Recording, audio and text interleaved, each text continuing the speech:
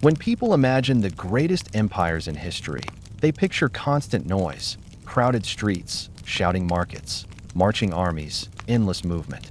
We imagine power as something loud, overwhelming, impossible to ignore. But what if that image is wrong? What if, for most of their existence, the most powerful empires on Earth were not loud at all, but strangely, almost unnervingly quiet? This video explores a historical truth that rarely makes it into textbooks or documentaries. Empires did not survive for centuries by being in constant motion or chaos. They survived through long stretches of routine, repetition, silence, and controlled stillness. Day after day, year after year, most imperial subjects lived lives defined not by dramatic events, but by predictable rhythms: work, waiting, administration, and order. And it was precisely this quiet that allowed empires to grow, stabilize, and dominate vast territories. We tend to focus on battles, collapses, revolutions, and famous rulers because they are dramatic and memorable. But those moments made up only a tiny fraction of imperial life. The real story, the story that explains how empires truly functioned, unfolded in the long, quiet gaps between those events. In those gaps, roads were maintained, taxes collected, messages carried, warehouses filled, borders watched, and cities kept running with almost mechanical consistency. In this documentary, we will peel back the myth of nonstop imperial spectacle and look instead at the silent systems that kept power alive. We will examine how order replaced noise, how routine replaced urgency, and how silence itself became a tool of control. You'll see why calm streets were often more important than victorious armies, and why an empire that felt boring to live in was usually the most dangerous to challenge. Each chapter will take you deeper into the unnoticed machinery of empire, how people lived, worked, waited, and obeyed during the long stretches when nothing dramatic seemed to happen. And by the end, you may realize something unsettling. The most powerful systems in history did not announce themselves loudly. They simply worked, quietly, efficiently, and without pause.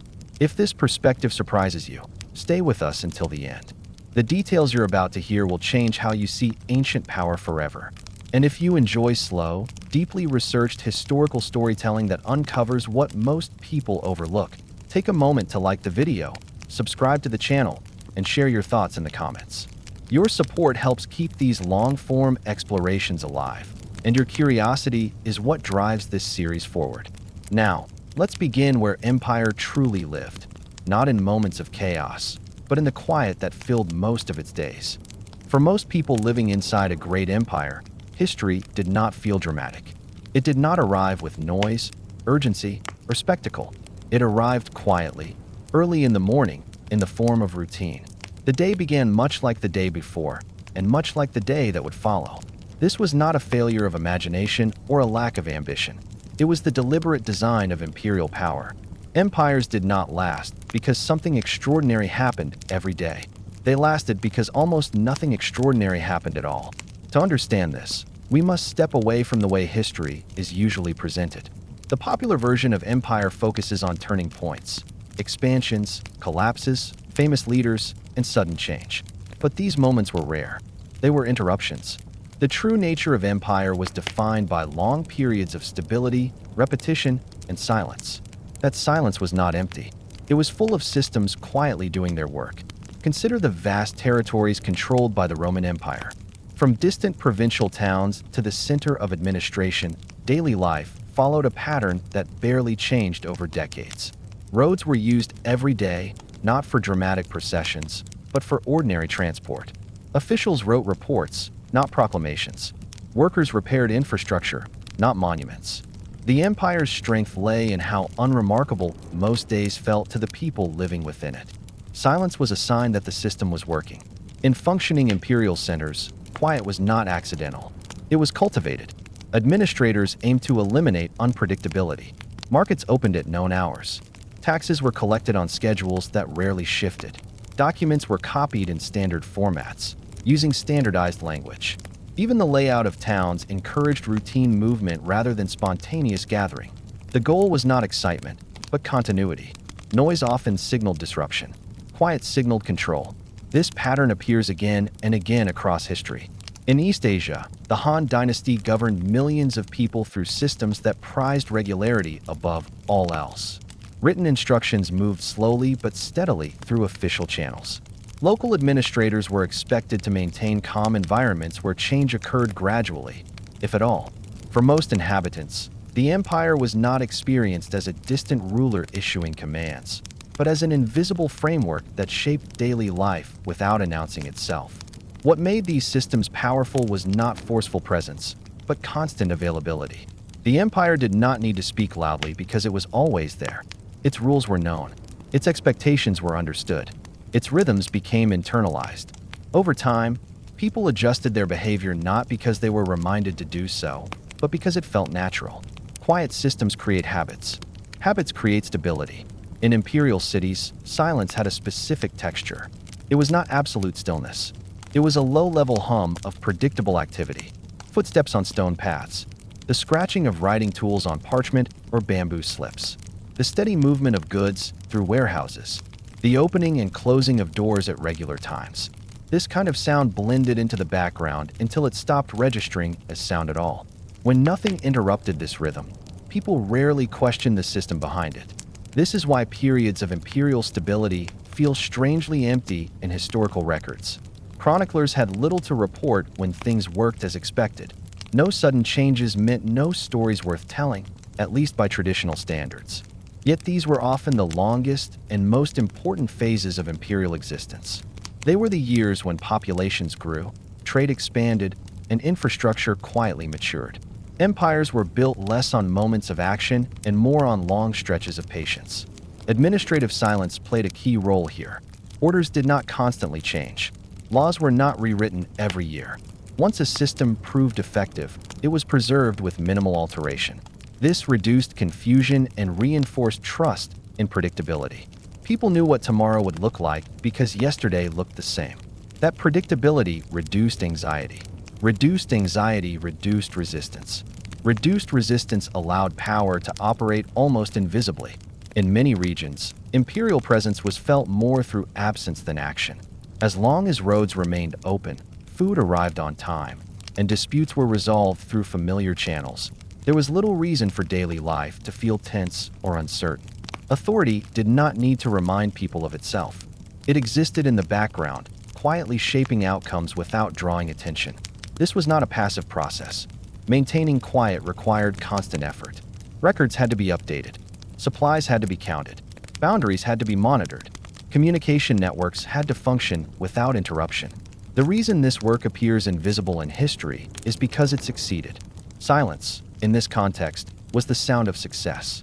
Even architecture reflected this philosophy. Imperial buildings were often designed for endurance rather than spectacle. Their layouts emphasized function, storage, record-keeping, movement of personnel. Decorative elements existed, but they were secondary to practicality. The most important spaces were not public halls, but offices, archives, and logistical centers, places where quiet work happened day after day. The people working in these spaces rarely saw themselves as part of a grand historical narrative. They were clerks, messengers, inspectors, planners. Their tasks were repetitive, sometimes tedious. But together, they formed the backbone of imperial continuity. Without their steady labor, the empire would have become noisy very quickly. Noise meant breakdown. One of the most overlooked aspects of imperial life is waiting. Empires involved waiting on an enormous scale. People waited for approvals, deliveries, responses, and updates. Waiting slowed everything down, and that was intentional. Slow systems are harder to disrupt. They absorb pressure without sudden reaction. By controlling pace, empires controlled outcomes. Fast change was dangerous. Slow change was manageable. This is why many empires viewed urgency with suspicion. Sudden movements, rapid decisions, or unexpected gatherings were treated as signs that something was wrong. Stability was measured not by how quickly something happened, but by how smoothly it unfolded over time. The absence of urgency was a feature, not a flaw. The quietness of empire also reshaped how people understood time. Instead of living by moments, people lived by cycles. Seasonal work schedules, recurring administrative deadlines, and predictable public routines created a sense of continuity that stretched beyond individual lifetimes. A person could grow old without seeing meaningful change in how the empire functioned. This continuity made power feel permanent. When systems feel permanent, people adapt rather than resist. They plan their lives around them. They internalize expectations. They teach the next generation to do the same. Over time, the empire becomes less of an external authority and more of an assumed reality. And assumed realities do not need to announce themselves. In this way, silence became one of the most effective tools of imperial power. Not silence as emptiness, but silence as consistency. Silence as predictability. Silence as the absence of disruption. By the time change finally arrived, when routines were interrupted, when systems slowed or failed, the contrast was impossible to ignore. That is why moments of transition feel so loud in historical memory. They broke the silence that had lasted for decades, sometimes centuries. But those loud moments were exceptions. Most of imperial history unfolded quietly, one ordinary day after another, supported by systems designed to remain unnoticed. To live inside an empire was not to feel overwhelmed by power, but to rarely think about it at all. And that is exactly how empires preferred it. For the average person in an empire, history was not experienced as before and after. It was experienced as again. The same route walked, the same obligations met, the same procedures followed. Days blended into months, months into years. Change was so gradual that it rarely registered as change at all. This is how power disappears into normal life. Empires invested enormous effort into stretching time. They slowed it down deliberately. Decisions moved through layers of approval. Messages traveled at controlled speeds. Projects unfolded over years instead of weeks. By elongating processes, empires prevented sudden reactions. There was always time to adjust, absorb, and normalize. A slow system feels stable, even when it is expanding. Consider the bureaucratic worlds of large imperial administrations. Offices were designed not for speed, but for continuity. Records were duplicated, archived, cross-checked, and preserved. Procedures mattered more than outcomes.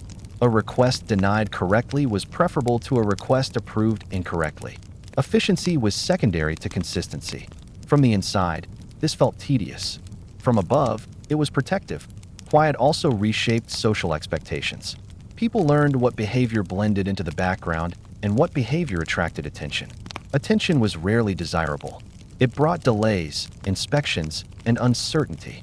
Silence, social silence, was safer. Speaking less, moving predictably, and following routines reduced friction with authority. Over generations, this produced populations that self-regulated, not because they were told to, but because deviation felt uncomfortable. In many imperial cities, public spaces were carefully managed to discourage spontaneity. Streets followed clear patterns. Commercial areas operated on known rhythms. Large gatherings were rare not because they were forbidden, but because they disrupted flow. Flow was everything. As long as movement remained smooth and predictable, power remained unchallenged. This produced cities that felt strangely calm for their size. Travelers often remarked, not on noise, but on order. The absence of chaos was striking. Even crowded places felt controlled. This did not mean life was easy or pleasant. It meant life was structured, and structure reduced surprise. Surprise was dangerous to empires. One of the most important quiet functions was the normalization of authority. Instead of constant reminders, authority embedded itself into daily necessities. Access to markets, transport, dispute resolution, and employment all passed through imperial frameworks. People interacted with these systems constantly without perceiving them as political. They were just how things worked. This is where imperial quiet became most powerful. When systems feel natural, they are rarely questioned. People may complain about individual outcomes, but not about the structure itself. The structure becomes invisible. Invisible power lasts longer than visible power. Another factor that sustained silence was generational memory. Children grew up seeing their parents navigate the same routines. Nothing about the system appeared new or imposed. It simply existed. By adulthood, many could not imagine an alternative. Not because alternatives were suppressed, but because they were unthinkable. Empires relied heavily on this psychological inheritance. Even moments of disruption were often absorbed back into silence. A failed harvest, a delayed shipment, an administrative change. These were handled through existing channels, slowly and methodically. By the time adjustments reached the population, they felt incremental, not alarming. This buffering effect protected the core system. In this sense, imperial quiet was elastic. It could stretch to accommodate stress without tearing. Minor disruptions did not break the illusion of permanence. They were folded back into routine. The real danger came when silence broke too widely and too suddenly. But for long stretches, silence held. One reason this worked so well was that empires carefully separated spectacle from function. Ceremonial displays existed, but they were infrequent and contained. They did not interfere with daily operations. For most people, these events were exceptions, not the rule. They did not define imperial life. Daily life was defined by repetition. This separation ensured that when spectacle occurred, it felt meaningful without destabilizing routine. The quiet in between made rare events feel larger, while also preventing them from becoming habitual. Habitual spectacle loses power. Habitual routine strengthens it. Empires understood this balance instinctively. Another overlooked aspect of silence is how it shaped labor. Most imperial work was not physically loud or dramatic. It involved sorting, recording, counting, transporting, and maintaining. These tasks required focus and regularity, not noise. Quiet environments supported accuracy. Accuracy sustained systems. Mistakes in records caused delays. Delays caused confusion. Confusion threatened stability.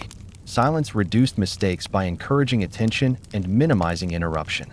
This made quiet a practical necessity, not just a symbolic one. Even conflict management relied on quiet. Disputes were resolved slowly, through layered procedures that discouraged emotional escalation. The process itself reduced tension. Time cooled reactions. By the time decisions were reached, urgency had faded. Slow resolution prevented cycles of retaliation. In this way, quiet was preventative. It stopped problems from becoming crises. As years passed, silence reshaped how people measured success. Stability became more valuable than improvement. Predictability outweighed innovation. This did not mean empires were stagnant. It meant they evolved cautiously. Changes were introduced gradually, tested locally, and expanded only when proven safe. Risk was managed through time. This conservative approach often made empires appear uncreative or inflexible from the outside. But it was precisely this reluctance to move quickly that allowed them to endure. Empires that changed too fast made noise. Noise attracted attention. Attention attracted resistance. Quiet avoided all three. By now, a pattern should be clear. Imperial silence was not accidental, passive, or empty. It was engineered, maintained, reinforced, and internalized.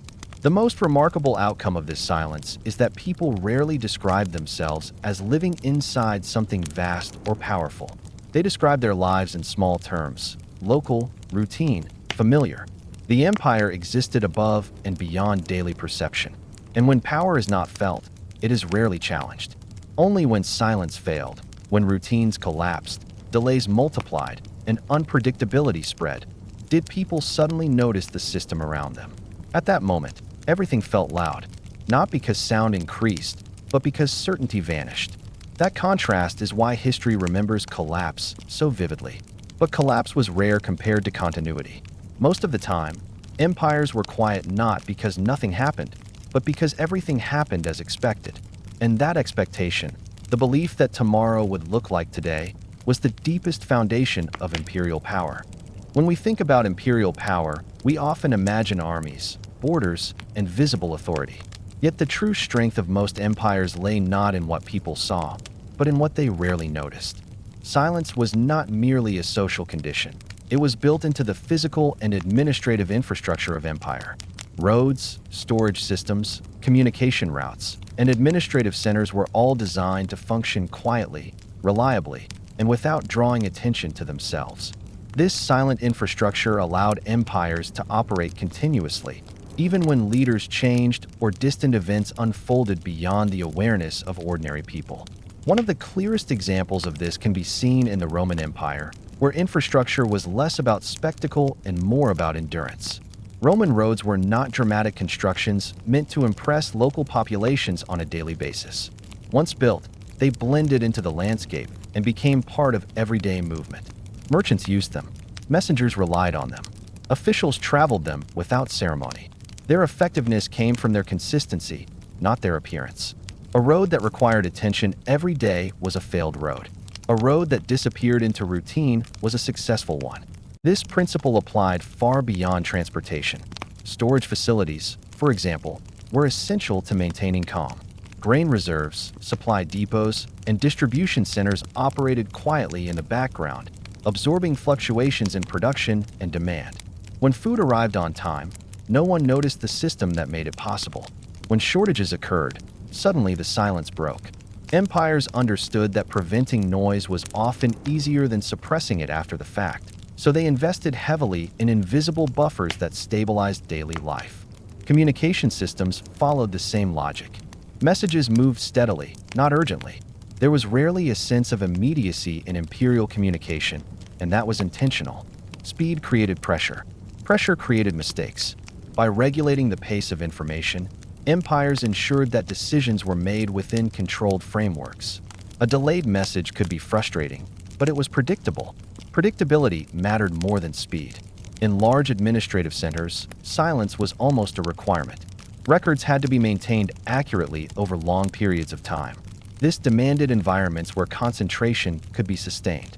The work of copying, verifying, and archiving documents did not tolerate interruption. Over time, these practices shaped entire institutional cultures that valued quiet as a professional virtue. To be calm was to be competent. To be loud was to be careless. The same dynamic appeared in imperial cities. Urban planning favored order over excitement.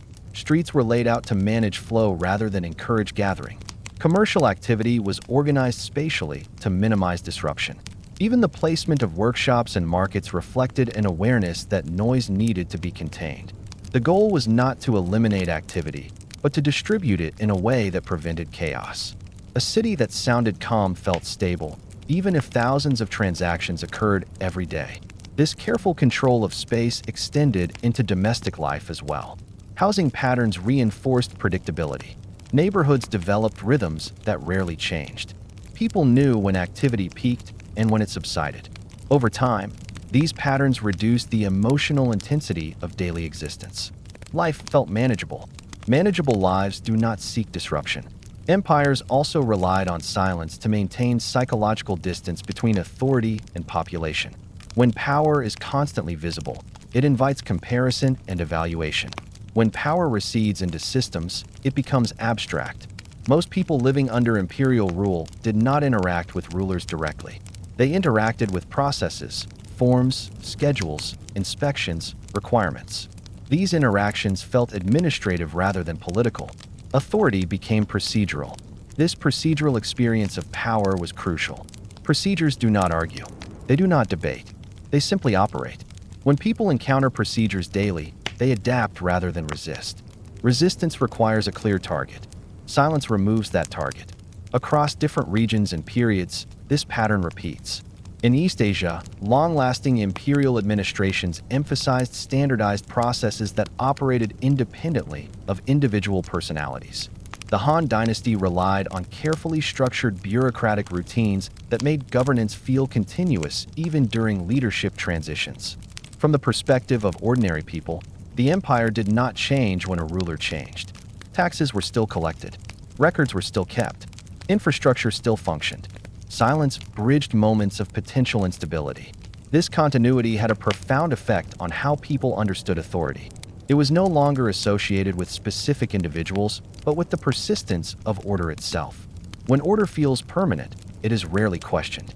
Silence reinforced the impression that the system was natural rather than constructed. Another critical function of silent infrastructure was error absorption. No system operates perfectly. Mistakes occur. Deliveries are delayed. Information is incomplete. Empires designed their systems to absorb these imperfections without visible disruption. Redundancy was built in. Multiple records existed for the same data. Alternate routes compensated for local failures. Layered oversight caught problems before they spread. These safeguards operated quietly, correcting issues without drawing attention. From the outside, everything appeared normal. From the inside, constant adjustments prevented collapse. The success of this approach depended on keeping these corrections invisible. Once people noticed frequent interventions, confidence eroded. Silence also shaped expectations of fairness. When systems operate consistently, outcomes appear legitimate even when unfavorable. A denied request processed through familiar procedures feels less arbitrary than a sudden command. Over time, people learn to accept results they do not like because the process feels stable. Stability softens dissatisfaction. This acceptance was essential for long-term imperial control. Empires could not rely solely on enforcement. They needed compliance. Compliance grows when systems feel impersonal and predictable. Silence made authority feel less personal and therefore less threatening. Even the handling of crises reflected this philosophy. When disruptions occurred, responses were often gradual and measured. Sudden action was avoided unless absolutely necessary. Gradual responses allowed the system to maintain its overall rhythm. By the time changes became visible, they felt like adjustments rather than reactions. This approach did not eliminate hardship, but it minimized shock. Shock creates noise. Noise spreads quickly. Empires work to contain both. Over generations, silent infrastructure reshaped cultural expectations. People came to value calm administration. Loud leadership was seen as a sign of instability. Quiet competence became the ideal. This cultural shift reinforced imperial priorities without explicit instruction. By embedding silence into roads, offices, communication, and daily routines, empires ensured that power flowed continuously without needing to announce itself. Infrastructure became a form of governance. Governance became background. And background power is among the most durable forms of power ever created. What makes this remarkable is how rarely it is acknowledged. We remember the visible remains of empires, monuments, walls, grand structures, but we forget the silent systems that kept them functioning day after day. Those systems mattered more than any single achievement. They carried power forward through time without demanding attention. Empires did not rule by constantly asserting themselves. They ruled by becoming part of the environment. Like the ground beneath one's feet, their presence was felt only when it failed. Most of the time, it simply existed, quietly supporting everything above it. Silence did not only exist in stone, roads, or offices. It extended into the human experience of time itself. Inside empires, time moved slowly, deliberately, and unevenly. Days were long, but expectations were short. People were not encouraged to think in terms of rapid progress or sudden transformation. Instead, they were trained, often unconsciously, to expect continuity. This expectation shaped behavior more effectively than any command. Imperial systems understood something deeply human. When people believe tomorrow will resemble today, they adjust their ambitions accordingly. They invest less energy in disruption and more in adaptation. This is why empires carefully avoided creating a sense of urgency. Urgency accelerates thought. Accelerated thought invites comparison. Comparison leads to questioning. Quiet time dissolves all three. In many empires, administrative calendars were intentionally repetitive. The same obligations returned at the same intervals, year after year. This repetition dulled emotional response. Tasks that might have felt intrusive at first slowly became routine. Once routine set in, resistance faded. Not because people approved of every requirement, but because the cost of emotional engagement felt unnecessary. This psychological effect was reinforced through delay. Requests took time. Appeals moved slowly. Responses arrived without haste. From a modern perspective, this might appear inefficient, but it was strategically effective. Delay discouraged impulsive action. It gave the system space to absorb pressure. It also taught people patience, not as a virtue, but as a necessity. Empires were patient because patience preserved order. The experience of waiting became one of the most common features of imperial life. Waiting to be processed, waiting for approval, waiting for supplies, waiting for decisions. Over time, waiting ceased to feel exceptional. It became normal. Once waiting feels normal, people stop interpreting it as resistance or neglect. They interpret it as reality. This normalization of delay transformed power relationships. Authority no longer needed to assert itself aggressively. It could simply wait, and waiting often outlasted dissent. Silence also shaped the emotional atmosphere of public life. In many imperial cities, emotional expression was restrained by social expectation rather than formal rule. Excessive display, whether enthusiasm, anger, or urgency stood out against the calm background. Standing out attracted attention. Attention brought consequences. Over time, people learned to regulate themselves. Self-regulation is more efficient than enforcement. This effect was especially visible in commercial environments. Markets operated within tightly understood rhythms. Prices fluctuated slowly. Transactions followed familiar patterns. Loud bargaining, aggressive behavior, or unpredictable conduct disrupted trust. Trust depended on predictability. Predictability depended on restraint. Silence, in this sense, was not the absence of activity but the absence of volatility. Empires encouraged this environment because stable commerce generated stable revenue. Revenue that arrived quietly was preferable to revenue extracted forcefully. Force created memory. Memory created resentment. Quiet collection created habit. Habit was the true currency of empire. Even education reflected this philosophy. Training for administrative roles emphasized mastery of process rather than originality. Success meant knowing how to follow established procedures precisely. Innovation was tolerated only when it did not disrupt existing systems. This cultivated a class of officials who valued continuity above recognition. These individuals rarely saw themselves as powerful. They saw themselves as custodians of order. Yet collectively, they wielded enormous influence. Their loyalty was not to individuals, but to systems. Systems do not age. Systems do not die easily. This systemic loyalty made empires resilient during leadership transitions. When a ruler changed, daily life often continued uninterrupted. Taxes were still collected. Records were still maintained. Roads were still repaired. Silence bridged the gap between political moments. To the population, this continuity mattered more than ideology. Another crucial aspect of imperial quiet was spatial distance. Authority was often physically removed from daily life. Decisions were made far from those affected by them. This distance reduced emotional friction. People interacted with local representatives, not the abstract center of power. Frustration diffused before it could accumulate. This diffusion was intentional. By fragmenting points of contact, empires prevented dissatisfaction from focusing. Silence helped here too.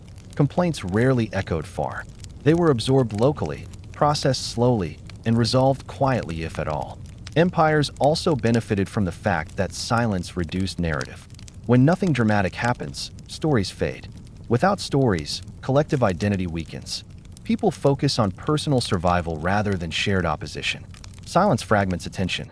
This fragmentation explains why large populations often appeared politically passive for long periods. Passivity was not ignorance. It was adaptation. When systems function quietly, engagement feels unnecessary. Energy is conserved for private life. Private life expanded while public life contracted. This shift mattered enormously. When people invest emotionally in family, work, and routine, they withdraw from abstract concerns. The empire becomes a distant background rather than a personal issue. Background systems are rarely challenged unless they fail catastrophically. Silence also shaped how people perceived fairness. When outcomes followed consistent patterns, they felt legitimate even if unfavorable. Predictability softened disappointment. Inconsistent systems provoke anger. Consistent systems provoke resignation. Empires preferred resignation. Over time, resignation became stability. Even inequality was managed through quiet. Differences in status were embedded into routine rather than proclaimed. People learned where they belonged through daily interaction, not official declaration. This reduced confrontation. Confrontation requires explicit boundaries. Implicit boundaries are more durable. Silence allowed hierarchy to exist without constant reinforcement. In some empires, this quiet hierarchy extended across enormous distances. The Ottoman Empire, for example, governed diverse regions through layered administration that emphasized local continuity. From the perspective of many subjects, imperial rule did not feel like constant interference. It felt like inherited structure. Things worked as they always had, just under a broader umbrella. This umbrella mattered most when it remained invisible.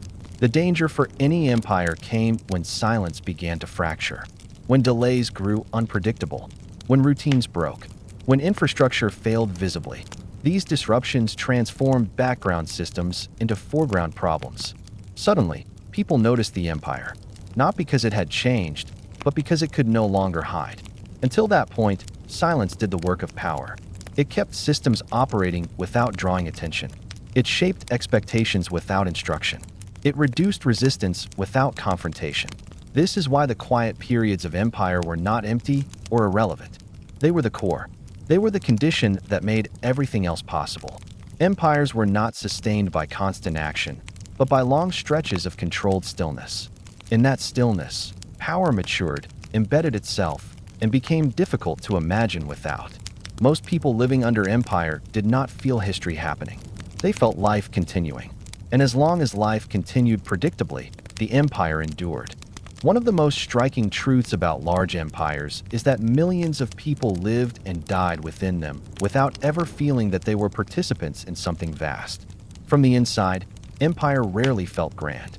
It felt local, repetitive, and deeply ordinary. This was not a weakness. It was one of the most effective features of imperial rule. For the majority of imperial subjects, daily life was anchored to immediate surroundings: a neighborhood, a workshop, a field, a road used every morning. The empire did not announce itself daily. It did not remind people of borders, scale, or reach. Instead, it allowed life to feel small. And when life feels small, power feels distant. This distance was crucial. People are more likely to resist what they can clearly see and emotionally grasp. Vast systems that remain abstract are harder to confront. Empires learned early that remaining unnoticed in everyday life reduced friction far more effectively than constant visibility. In many regions governed by the Roman Empire, a person could go years without encountering anything that felt explicitly imperial. Local officials handled disputes. Local markets supplied goods. Local routines structured time. Rome existed as an idea more than a presence. And ideas, when not reinforced, fade into background assumptions. This invisibility was not accidental. Empires delegated heavily, not just for efficiency, but for psychological insulation. Authority flowed downward through layers, becoming less personal at each step. By the time it reached ordinary people, it felt procedural rather than imposed. Procedures do not feel like domination. They feel like process. Over time, people learned to navigate these processes instinctively. They knew where to go, what to say, and how long to wait. Familiarity replaced awareness. Once something becomes familiar, it stops feeling external. It becomes part of one's environment. Environment is rarely questioned. This is why imperial collapse often shocked populations more than imperial expansion ever did. Expansion happened quietly. New territories were integrated slowly. New rules resembled old ones. Life adjusted without ceremony. Collapse, however, disrupted routine. Suddenly, systems that had always worked stopped working. Silence turned into uncertainty. That contrast made collapse feel dramatic, even catastrophic. But before collapse, there were long decades, sometimes centuries, of near invisibility. Another reason empires went unnoticed was that they rarely interfered with personal identity. Most people did not define themselves as imperial subjects first. They defined themselves by profession, family, location, or custom. Empire existed above these identities, not in place of them. As long as the empire did not threaten these core definitions, it remained tolerable. Tolerance is the foundation of endurance. Imperial administrators understood this instinctively. They avoided reshaping daily life unless absolutely necessary. Laws were layered over existing customs rather than replacing them outright. Local practices were preserved where possible. This minimized cultural friction and reinforced the sense that the empire was an extension of the familiar rather than a replacement. From the inside, change felt evolutionary, not imposed. This approach created a peculiar emotional effect. People lived within a massive political structure while feeling largely apolitical. Decisions that shaped their lives were made far away, but the outcomes arrived slowly and indirectly. By the time consequences were felt, they seemed detached from any specific authority. Detachment weakens accountability, but it strengthens stability. When people cannot clearly identify who is responsible for outcomes, frustration disperses. It becomes personal rather than collective. Individuals adapt rather than organize.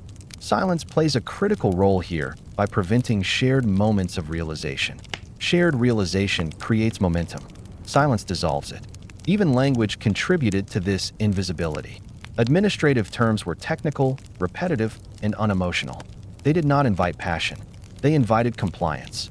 Over time, people learned to speak the language of process rather than the language of demand. This shift mattered deeply. Process language frames power as neutral. Neutral power feels inevitable. Empires also benefited from scale in an unexpected way. Their size made them difficult to conceptualize. A village resident could not meaningfully imagine the full reach of the empire. Without mental images, emotional engagement weakened. What cannot be pictured cannot easily be feared or challenged. This cognitive limitation worked in the empire's favor. The absence of constant reminders reinforced this effect. Maps were rare. Statistics were inaccessible. Most people knew nothing about population size, territory, or revenue. Without comparative data, life felt normal. Normality is powerful. It defines expectations. Empires that felt normal did not feel oppressive, even when they were. The structure of labor reinforced this invisibility. Work was tied to immediate outputs, not abstract goals. A person worked to produce goods, maintain tools, or complete tasks that mattered locally. The empire benefited from this labor, but the connection was indirect. When benefits are indirect, resentment weakens. Direct extraction creates awareness. Indirect extraction creates habit. This is why empires often preferred predictable, distributed contributions over dramatic demands. Dramatic demands are remembered. Quiet contributions are forgotten. Forgotten contributions do not inspire resistance. Memory is a political resource. Silence controls memory. The same dynamic shaped how people understood success and failure. Personal outcomes were attributed to effort, luck, or circumstance rather than policy. When crops were good, credit went to work and weather. When they were poor, blame remained local. The empire remained conceptually untouched. This insulation protected authority from everyday disappointment. Over generations, this produced populations that were deeply embedded in imperial systems without consciously supporting or opposing them. People did not feel loyal in a modern sense. They felt accustomed. Accustomed populations are difficult to mobilize.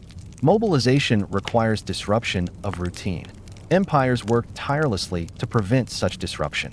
They absorbed shocks quietly, adjusted slowly, communicated cautiously. The goal was always the same: preserve the sense that life would continue tomorrow as it had today. When that belief holds, people endure almost anything. This is why historical accounts often underestimate the stability of empires. From the outside, they appear rigid. From the inside, they feel steady. Steadiness is comforting. Comfort reduces urgency. Urgency is the enemy of long-term rule. In some regions, entire lifetimes passed without noticeable change in governance. Children grew old seeing the same procedures their parents had known. By the time they questioned anything, the system felt too familiar to challenge. Familiarity creates inertia. Inertia preserves power without effort. This does not mean people were unaware of hardship or inequality. It means hardship did not automatically translate into opposition. Opposition requires a clear sense that things could be different. Silence limits that imagination. When imagination narrows, endurance expands. Empires did not need to convince people they were benevolent. They only needed to convince them, quietly, that alternatives were uncertain. Uncertainty discourages action. Silence amplifies uncertainty by withholding information. Information shapes perception. Silence shapes acceptance. By the time dissatisfaction accumulated, it was often fragmented, localized, and disconnected. Without shared narratives, it dissipated. Only when silence broke broadly and visibly did collective awareness emerge. That moment was rare, and when it came, it felt sudden. But before that moment, empire functioned best when it faded into the background of daily life. When people could live entire lives without feeling governed, power had reached its most effective form. The most successful empires were not those that were constantly felt. They were the ones that could be lived inside without being noticed at all. Silence also shaped how people understood obligation. In empires that endured, duties were rarely framed as extraordinary demands. They were presented as extensions of normal life. Contributions blended into routine. Compliance felt less like submission and more like participation in something already underway. When obligations align with habit, they stop feeling imposed. This alignment depended on continuity across generations. Children learned routines before they learned explanations. By the time they could ask why things worked the way they did, the answer seemed self-evident. because this is how they had always worked. When tradition and administration overlap, power becomes culturally reinforced rather than externally enforced. In large imperial systems, this cultural reinforcement reduced the need for direct intervention. People corrected themselves. Communities maintained order internally. Deviations were addressed locally before they reached higher attention. Silence functioned as a filter, preventing minor issues from becoming visible problems. Visibility was expensive. It consumed attention. Empires preferred invisibility. One of the most effective ways empires maintained invisibility was by narrowing the scope of personal ambition. Advancement existed, but it was incremental and procedural. Success came through patience rather than disruption. People learned that progress occurred within the system, not against it. This lesson discouraged confrontation and rewarded conformity. Conformity, however, was not uniformity. Empires tolerated diversity in language, custom, and daily practice as long as it did not interfere with administrative flow. This tolerance reinforced the feeling that the empire was distant from personal identity. When authority does not challenge who people are, it fades into the background. Background power is rarely resented.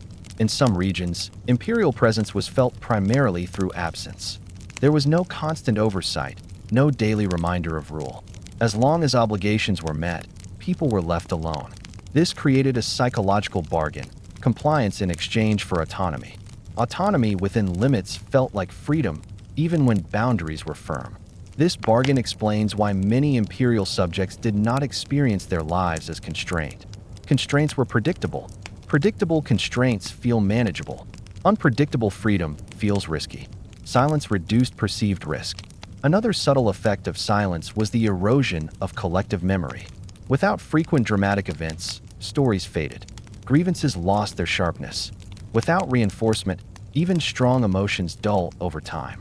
Empires benefited from this natural fading. They did not need to erase memory, they only needed to wait.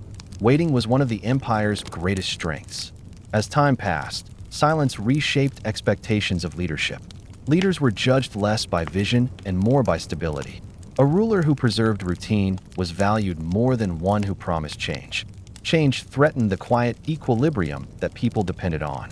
This preference limited the appeal of disruptive figures. Disruption creates noise.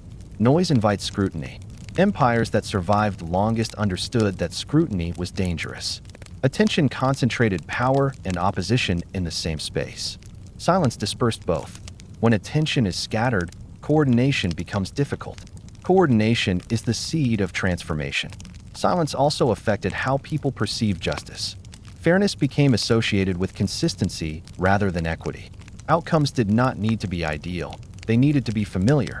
Familiar outcomes were accepted because they were expected. Expectation dulls outrage. Outrage requires surprise. This is why sudden policy shifts often caused disproportionate reactions. They broke expectation. They created noise. People noticed. But as long as policies evolved gradually, they blended into routine. Gradual change feels like continuity. Continuity reassures. In vast territories, this reassurance mattered deeply. Distance magnified uncertainty. Silence countered it.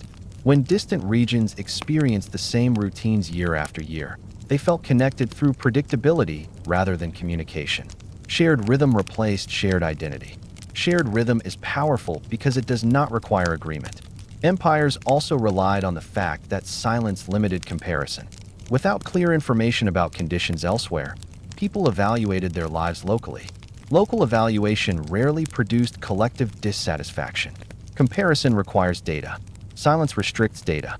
Restricted data narrows imagination. When imagination narrows, alternatives feel abstract. Abstract alternatives do not motivate action. People endure what they can understand and avoid what they cannot picture. Silence made alternatives difficult to picture. This does not mean empires were benevolent or benign.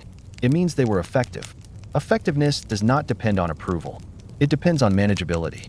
Silence made populations manageable by shaping perception rather than behavior alone. Perception is slower to change than behavior. Once silence shaped perception, it became self-sustaining. People passed expectations to the next generation without instruction. The empire no longer needed to teach compliance. Society taught it to itself. This self-reinforcement explains why empires often appeared stable until the moment they were not. Stability masked fragility. Silence hid strain. When systems finally failed, they did so visibly and suddenly, shocking populations who had never needed to notice the empire before. Before that moment, life continued. For most people, empire was not an event. It was a condition so constant that it disappeared from awareness. People measured their lives in seasons, tasks, and relationships, not in governance. Power existed above these measures, quietly enabling and constraining them without demanding attention.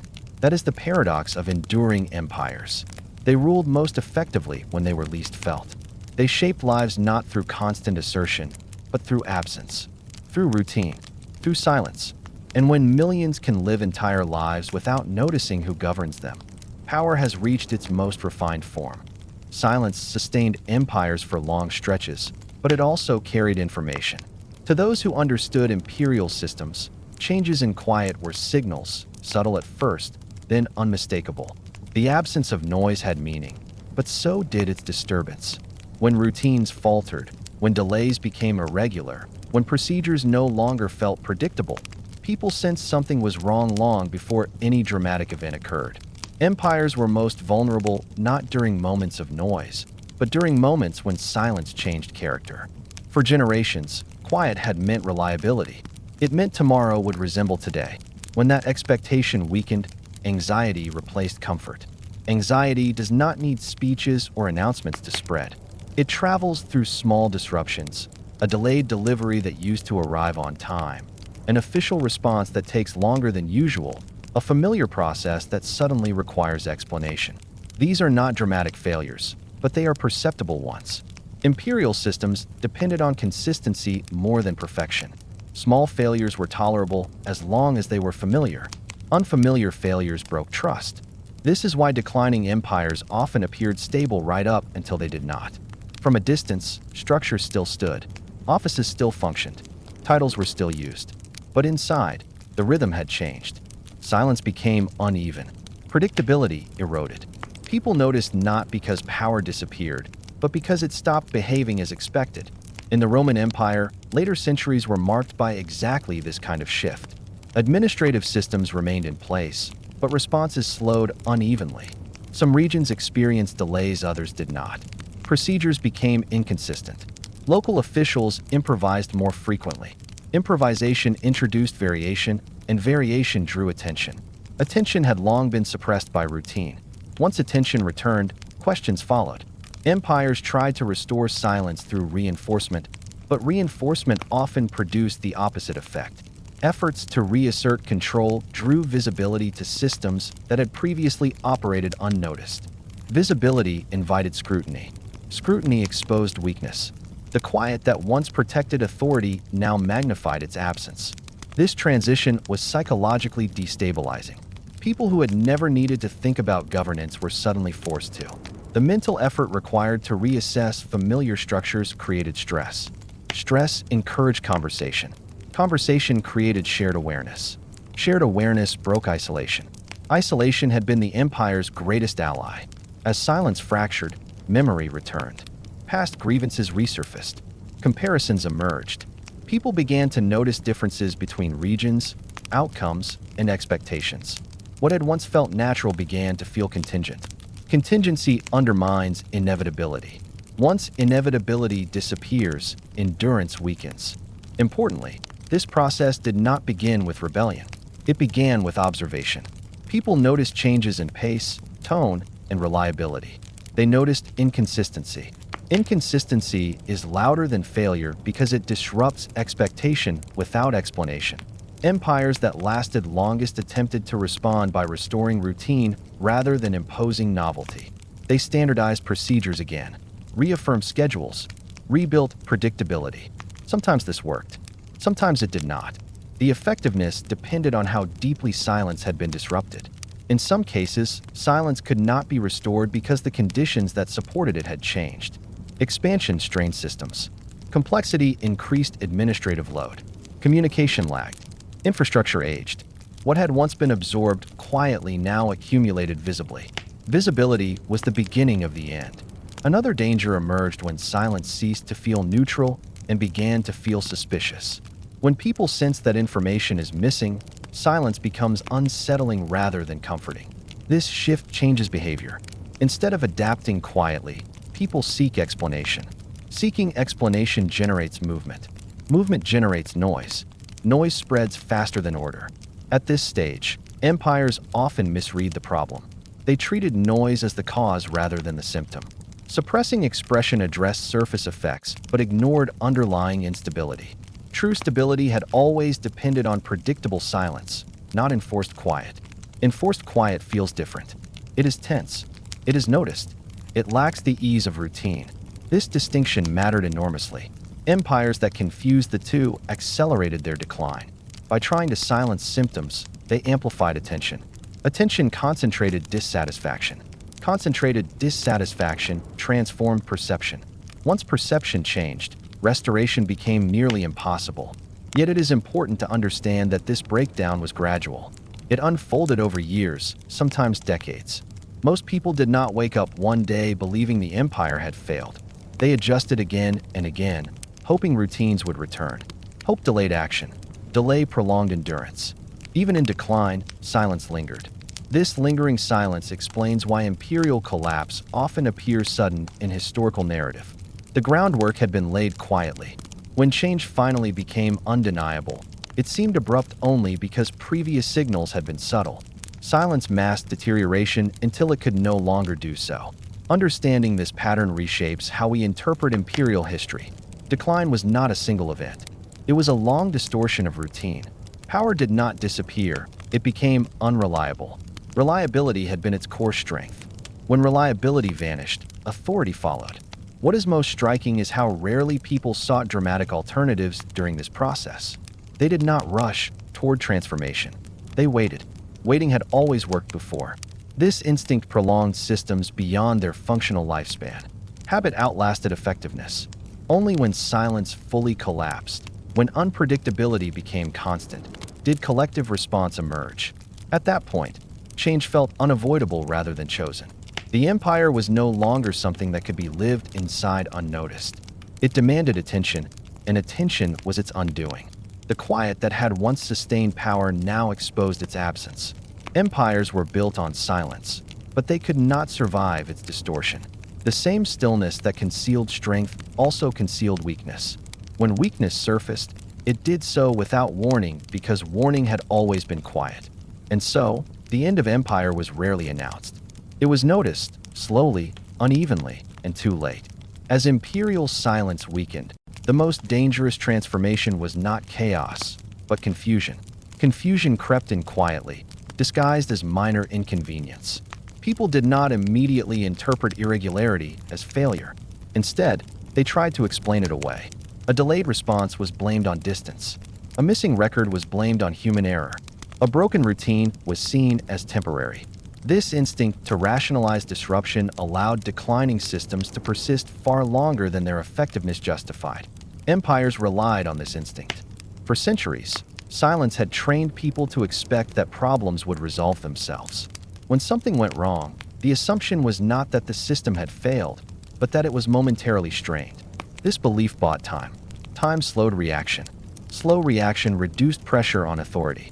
Even as systems weakened, belief in their permanence lingered. Belief was more durable than infrastructure. This mismatch between perception and reality created a fragile equilibrium. On the surface, life continued. Beneath it, the machinery of governance struggled to keep pace. Officials compensated quietly. Procedures were bent without being rewritten. Local solutions replaced standardized ones. These adjustments preserved the appearance of continuity while undermining its foundation. What made this phase especially dangerous was that it produced mixed signals. Some routines still worked perfectly. Others failed unpredictably. This inconsistency fractured trust more effectively than total collapse would have. People could no longer rely on expectation. They began to pay attention. Attention is a form of awakening. In long, stable empires, attention had been unnecessary. Once attention returned, it changed how people interacted with systems. They began to question outcomes. They compared experiences. They noticed disparities that had always existed but had never mattered. Silence no longer smoothed differences, it highlighted them. This was particularly evident in administrative justice. When procedures operated consistently, even unfavorable decisions felt legitimate. When procedures became uneven, legitimacy eroded rapidly. People did not demand perfection. They demanded familiarity. Familiarity was disappearing. As familiarity vanished, narratives emerged. Narratives are dangerous to empires because they connect individual experience into shared understanding. Silence fragments experience. Narrative unifies it. Once people began telling similar stories of delay, confusion, or inconsistency, isolation broke down. Shared recognition replaced individual adaptation. Empires were ill-equipped to respond to this shift because their strength had never depended on persuasion. They were systems, not storytellers. They maintained order through process, not explanation. When process failed, explanation was not readily available. The absence of explanation intensified uncertainty. In some cases, imperial centers attempted to reassert control by formalizing what had previously been informal. Rules were clarified. Procedures were restated. Oversight increased. These measures were meant to restore predictability, but they often had the opposite effect. What had once been invisible now demanded attention. Attention reminded people that the system was constructed, not natural. Construction invites critique. The irony was profound. The more authorities tried to explain themselves, the more they revealed complexity and contradiction. Silence had once hidden these flaws. Speech exposed them. Once exposed, they could not easily be concealed again. Another critical factor was generational shift. Younger generations experienced weakened silence as their baseline. They did not remember the long periods of smooth routine that older generations referenced. To them, inconsistency was normal. Normal inconsistency bred skepticism rather than patience. Patience is learned through experience. Without experience, it fades. This generational divergence fractured social response. Older individuals clung to adaptation, believing stability would return. Younger individuals questioned why adaptation was necessary at all. This difference did not immediately lead to confrontation, but it altered the emotional landscape. Silence no longer united expectation. Disunity weakened endurance. Empires also struggled with scale during this phase. The same size that had once protected authority now magnified inconsistency. Problems resolved in one region persisted in another. Communication lag made coordination difficult. Local improvisation multiplied. Each local solution created divergence. Divergence eroded uniformity. Uniformity had been the quiet glue holding vast territories together. As uniformity broke down, comparison became unavoidable. People heard of different outcomes elsewhere. Stories traveled informally. Even without widespread literacy, information moved through personal networks.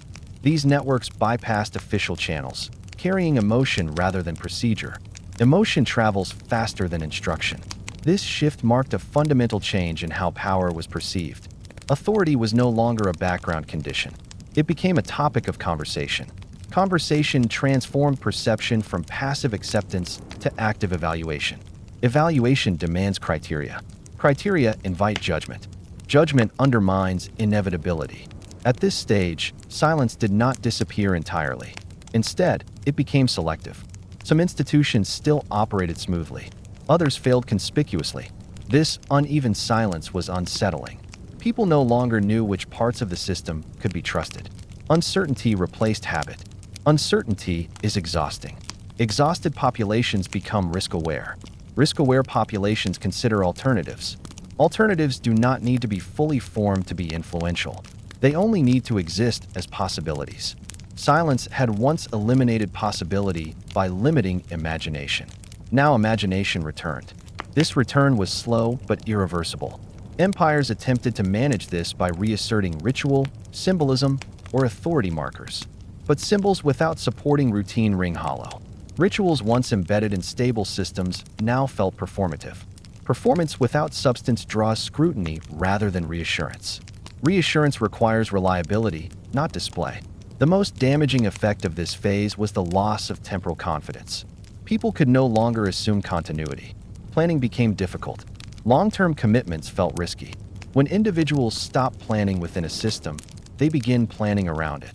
Planning around authority weakens it quietly. This change did not immediately produce resistance. Instead, it produced withdrawal. Withdrawal reduced participation. Reduced participation strained systems further. A feedback loop emerged. Weakening systems reduced engagement. Reduced engagement weakened systems. Silence once stabilized feedback loops. Now it amplified decline. Importantly, this process rarely felt dramatic to those living through it. Life did not suddenly collapse. It became harder to navigate. Friction increased. Small frustrations accumulated. Accumulation changed mood. Mood shapes behavior. A population accustomed to calm routine found itself constantly adjusting. Adjustment consumed energy. Energy depletion reduced tolerance. Reduced tolerance shortened patience. The long patience cultivated by silence eroded. When patience erodes, noise follows. Yet even here, empires often persisted longer than expected. Habitual adaptation delayed rupture. People continued to believe stability might return.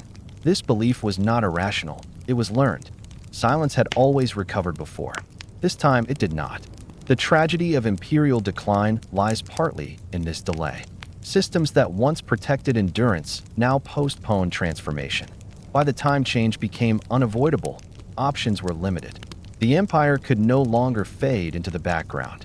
It demanded attention, explanation, and justification. Those demands were incompatible with how it had been built. Empires were optimized for invisibility, not defense of legitimacy. When legitimacy became necessary, structural weakness was exposed.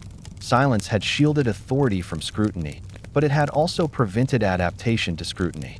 This is why the end of empire often feels anticlimactic in lived experience and dramatic in hindsight. People did not experience a clear turning point. They experienced a gradual loss of ease.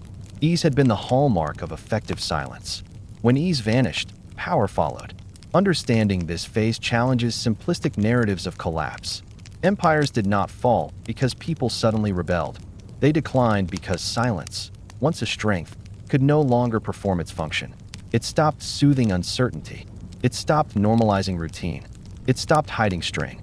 Silence became a warning, not a comfort. By the time that warning was widely understood, the empire was already changing into something else. Not through explosion, but through exhaustion. The quiet that had sustained it had finally run out of work to do. And so, the most decisive phase of imperial decline unfolded not in noise, but in altered silence. A silence that no longer promised tomorrow would look like today. When historians look back at the empires that endured for centuries, a pattern emerges that feels counterintuitive. The longest-lasting empires were rarely the most dramatic, the most innovative, or the most emotionally charged. They were the ones that mastered restraint. They survived not because they inspired constant loyalty or fear, but because they avoided forcing people to think about power at all. Their greatest achievement was not expansion or wealth, but endurance. And endurance depended on quiet. Loud empires burn brightly and briefly. Quiet empires fade into daily life and remain there. Power that announces itself constantly creates resistance, even when it is successful. Every declaration, reform, or visible assertion reminds people that authority is something external acting upon them. This awareness invites evaluation. Evaluation leads to comparison. Comparison generates dissatisfaction. Quiet empires avoided this cycle by minimizing how often power entered conscious thought. Instead of asking people to believe in the empire, they asked them to live inside it. This distinction explains why many empires that appeared stagnant were, in fact, remarkably stable. Stability does not require excitement. It requires predictability. Predictability reduces cognitive load. When people do not need to constantly interpret change, they conserve energy. Conserved energy flows into work, family, and routine rather than opposition. Opposition requires spare attention. Quiet empires limited spare attention by filling life with manageable repetition. Not overwhelming repetition, but enough structure to anchor expectation. When expectations are met consistently, people rarely question the framework that delivers them. Satisfaction is not required. Familiarity is enough. This is why ambitious reforms often shortened imperial lifespans. Reform creates noise. Noise demands explanation. Explanation invites disagreement. Even well-intentioned change can destabilize systems that rely on rhythm rather than progress. Progress excites. Rhythm reassures. Some of the most enduring imperial systems resisted rapid improvement deliberately. They preferred slow adaptation that blended into routine. Improvements were framed as maintenance rather than transformation. When something worked better, it was presented as a continuation of what had always existed. Continuation preserves legitimacy without argument. In contrast, empires that defined themselves through constant innovation forced people to keep up cognitively. Keeping up produces fatigue. Fatigue reduces tolerance. Reduced tolerance shortens patience. Patience is the currency of long rule. This difference is visible when comparing empires that expanded aggressively with those that consolidated carefully. Aggressive expansion required mobilization, propaganda, and visible effort. Consolidation required administration, repair, and silence. The former created energy, but consumed it quickly. The latter accumulated endurance slowly. Endurance compounds. Quiet empires also understood something fundamental about human psychology. Most people prefer stable dissatisfaction to unstable hope. Stable dissatisfaction allows planning. Unstable hope creates anxiety. Anxiety is volatile. Volatility disrupts systems. By avoiding promises of transformation, quiet empires avoided disappointment. Disappointment is louder than hardship. Hardship endured quietly becomes normal. Disappointment motivates change.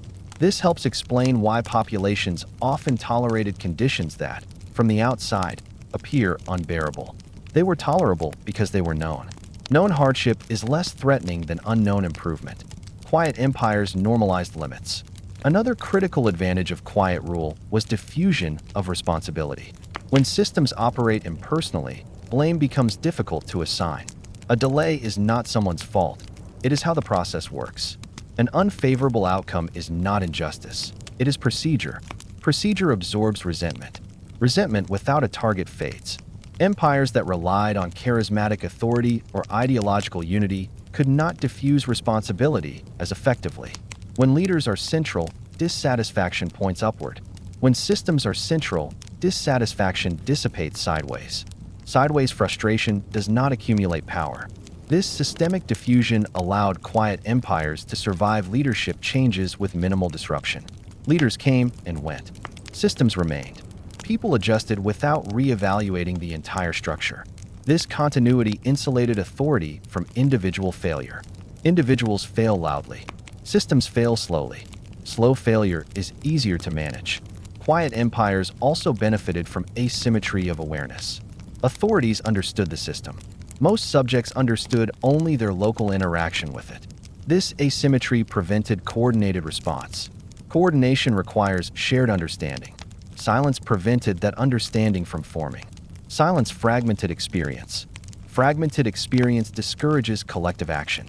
When people experience problems differently and at different times, they interpret them as personal rather than systemic.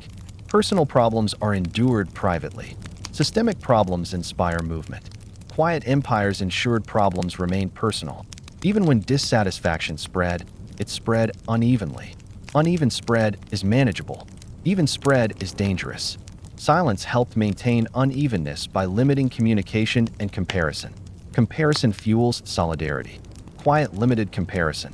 The durability of empires like the Roman Empire cannot be explained by force alone.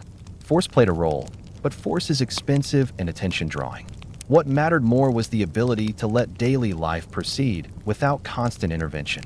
People paid attention to what affected them immediately. As long as the empire did not interfere with those concerns too often, it remained tolerated. Tolerance is not loyalty, but it is sufficient. This tolerance extended even to inequality. Inequality embedded in routine feels less provocative than inequality imposed suddenly. When people grow up knowing what to expect, they calibrate ambition accordingly. Ambition aligned with expectation rarely produces confrontation. Confrontation requires misalignment. Quiet empires minimized misalignment by keeping expectations narrow. They did not encourage people to imagine radically different futures. Futures remained incremental extensions of the present. Incremental futures do not mobilize mass change. Silence also shaped historical memory. Periods of quiet governance left fewer dramatic records. This creates the illusion that nothing important happened. In reality, these were the periods when institutions matured, norms solidified, and authority embedded itself most deeply. History remembers noise. Power thrives in quiet. This mismatch between memory and function leads to misunderstanding. Modern observers underestimate the importance of uneventful decades. They search for turning points rather than processes. But empires were processes. Long, slow, repetitive processes. Repetition builds endurance more reliably than innovation. Another reason quiet empires lasted longer is that they allowed people to disengage emotionally from politics. Emotional engagement is unstable. It fluctuates with success and failure. Disengagement produces consistency. Consistency supports routine. Routine supports governance. Governance does not require enthusiasm. It requires compliance. Quiet empires optimized for compliance by making it effortless. Effortless compliance feels like normal life. When compliance feels normal, resistance feels abnormal. Abnormal behavior attracts attention. Attention discourages participation. This self-reinforcing cycle explains why quiet empires often collapsed only after silence broke irreversibly. Once people were forced to notice authority again, they could not unnotice it. Awareness changed perception permanently. Awareness is irreversible. This is why loud attempts to restore authority often failed. Once silence was gone, it could not simply be reinstated. Silence depends on trust built over time. Trust broken suddenly cannot be repaired quickly. Quick repair requires loud action. Loud action accelerates decline. The final irony is that quiet empires often appeared weak from the outside. Their lack of visible energy was misinterpreted as stagnation. Rivals underestimated them. But endurance is not visible strength. It reveals itself only over time. Time favors quiet systems. The empires that shaped history most profoundly were not always those that inspired awe. They were those that allowed ordinary life to continue with minimal interruption. They mastered the art of being unremarkable. Unremarkable power is the hardest to remove. People do not fight what they barely notice. They adapt to it. They plan around it. They raise children within it. They age inside it. And by the time they realize how much it has shaped them, it feels too familiar to challenge. This is the true legacy of quiet empires. Not monuments or borders, but habits. Habits that outlived rulers. Habits that carried authority across generations without ever demanding belief. Empires that understood this survived longer than those that chased spectacle. They traded excitement for endurance, visibility for stability, and noise for time. And in the long view of history, time was the most powerful weapon any empire ever possessed. The final advantage of quiet empires was not structural or administrative, but psychological. Silence shaped how people understood their own limits. Over time, individuals internalized the boundaries of what felt possible. These boundaries were not enforced loudly. They were learned gradually through experience. People tried, adjusted, retreated, and adapted. What failed repeatedly stopped being attempted. What succeeded quietly became normal. This internalization of limits was far more effective than external restriction. When people police their own expectations, power no longer needs to intervene. Ambition narrows naturally. Risk feels unnecessary. Stability becomes the preferred state, not because it is ideal, but because it is familiar. Familiarity reduces emotional volatility. Reduced volatility protects systems.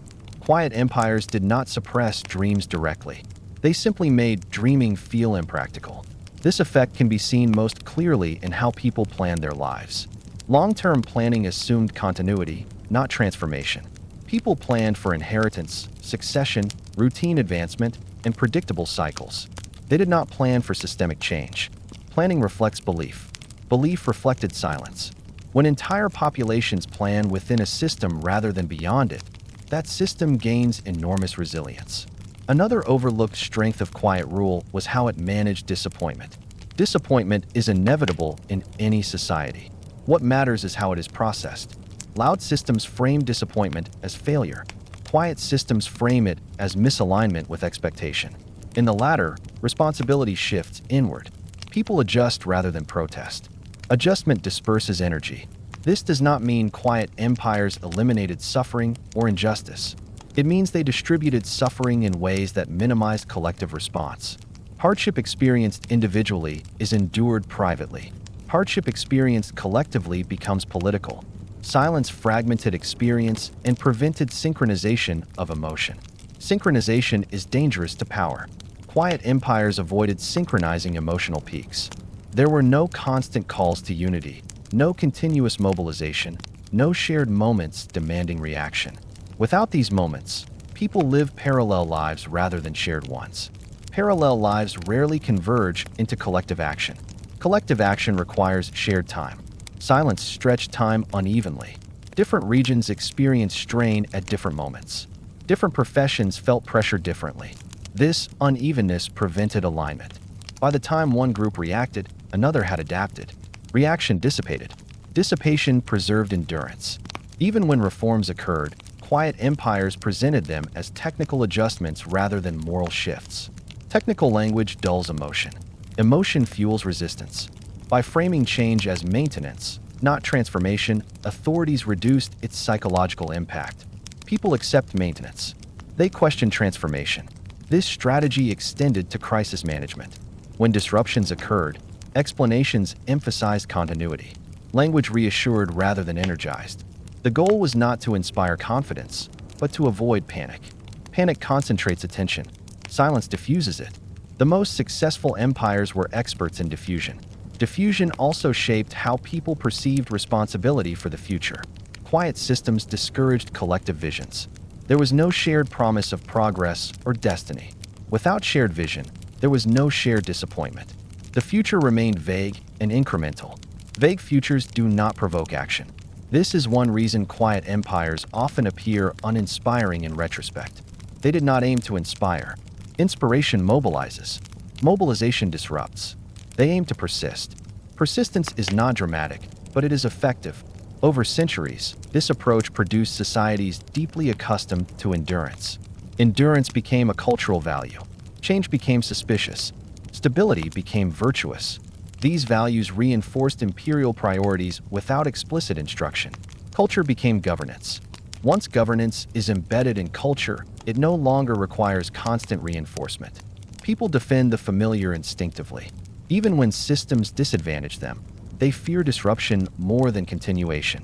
Fear of disruption is a powerful stabilizer.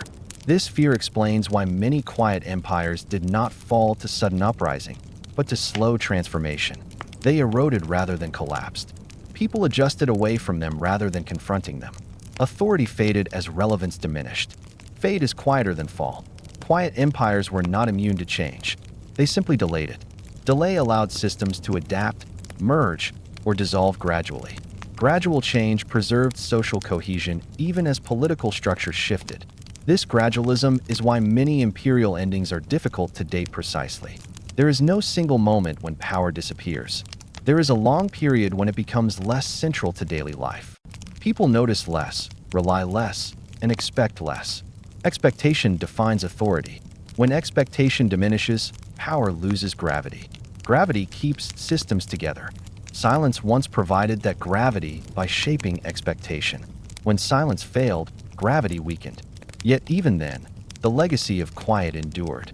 Habits outlasted institutions. Procedures survived authority. People continued acting as if the system still existed because that was how they had learned to live. Learning is hard to unlearn. This inertia explains why post-imperial societies often retained imperial patterns long after formal rule ended. Administrative habits, social rhythms, and cultural expectations persisted. Power had shaped behavior deeply enough to survive its own disappearance. That is the ultimate measure of quiet rule. Loud power leaves ruins. Quiet power leaves habits. Ruins remind people of what once was. Habits shape what continues. Habits operate without memory. They do not require belief or loyalty. They require repetition. Repetition was the empire's greatest ally. This perspective challenges how we judge success in history. We tend to admire what is visible, dramatic, and emotionally charged. But endurance belongs to what blends in. What disappears into routine? What asks little attention? Empires that mastered silence mastered time. Time is unforgiving to spectacle. Spectacle fades. Noise exhausts. Silence accumulates. This accumulation is slow, almost imperceptible. It cannot be rushed. It cannot be forced. It requires patience, restraint, and acceptance of unremarkableness. Quiet empires accepted this trait. They sacrificed glory for longevity. And in doing so, they shaped the lives of millions who never needed to know their names, understand their systems, or feel their presence. People lived, worked, aged, and died inside structures that governed them best when they were least noticeable. That is why the most famous empires were, for most of their existence, strangely quiet. Not because nothing happened, but because everything happened as expected. Thank you for staying until the end of this journey. What we've explored together is not the loud, dramatic version of history that usually dominates attention, but something far more revealing. The greatest empires were not defined by constant action or spectacle. They were defined by what most people barely noticed at all.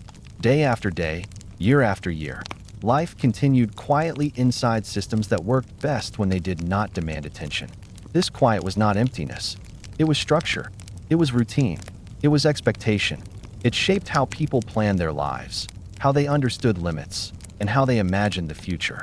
Empires endured not because they were always strong, but because they became normal. And when power becomes normal, it becomes difficult to imagine life without it. History often remembers the noise, the moments when silence broke, when systems failed, when change finally became unavoidable. But most of the time before that, there was calm. Not comfort, not fairness, not ease, but predictability. And predictability, more than force or fear, kept empires standing for centuries.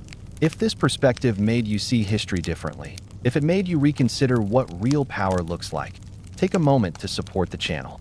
Like the video, subscribe if you haven't already, and share your thoughts in the comments. Which empire do you think mastered quiet control the best? Or do you see the same patterns in the modern world? Your engagement helps keep these long-form, thoughtful explorations alive. Thank you for watching, and thank you for your curiosity.